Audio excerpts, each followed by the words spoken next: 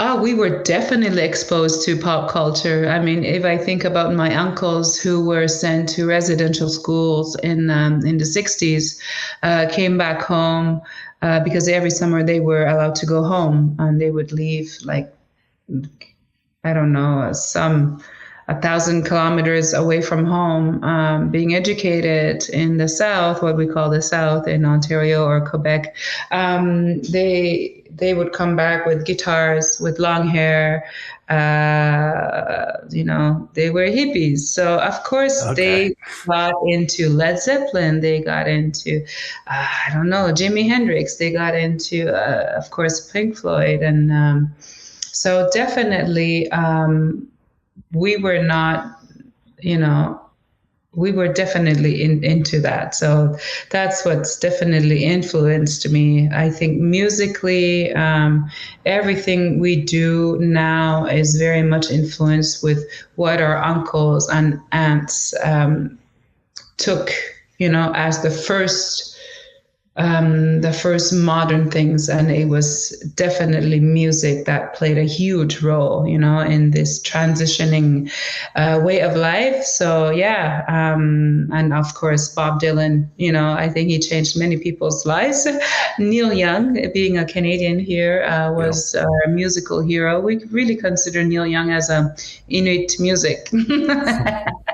So yeah, we're very into that, and we sometimes people they think it's funny because they see us like people who never moved, who are just in this place where it's cold and there's the snow and that's it. I'm like, no, no, no, no, no. We've always been adapting. We've always been creating, innovating, even when we were in igloos, right? So of course we took the music and we just like went with it, and we used it, and we had fun with it. We danced to it. We, stayed up all night in the 24-hour daylight in the spring home. So Yeah, that's yeah, nice. yeah. Mm. Okay. So what was kind of your earliest experiences with music and like pop music? Like who were your like some artists that drew you to it first? Wow. I mean, when I think about this album that I'm making, Inuktitut, which will be out in September 15, it's an album about awakening memories. And when I started listening to these, what seemed to be like fun songs, pop songs, music that we were listening to when we were dancing, and what I also call the white people's music, right?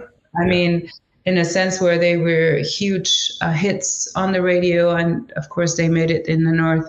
But I think when I started really reflecting on what's going on behind that emotion, which seemed like a really naive, innocent emotion, I realized, or memory, I realized there was something a little deeper each time I dug a little bit. Let's, for instance, Blondie, Heart of Glass. I realized this was not just a moment of pure joy of people dancing, my babysitters, when I was 5 years old, and being mesmerized and me being amazed by the beauty of kids dancing and just, feeling loved and feeling cool among these young people dancing. I realized this was also emotional because it was in an era where things were shifting, where things were still good in a sense before suicide pandemic arrived in the North. Mm. So that's really, yeah, definitely Blondie.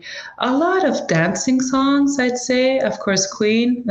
um, but then we go into Led Zeppelin, going to California, and then eventually Metallica. So these are all the songs that have definitely influenced me. Although I'm, musically, I've gone elsewhere, but I think I really needed to bring back these songs that are maybe not so lefty, but more like big songs, big hits.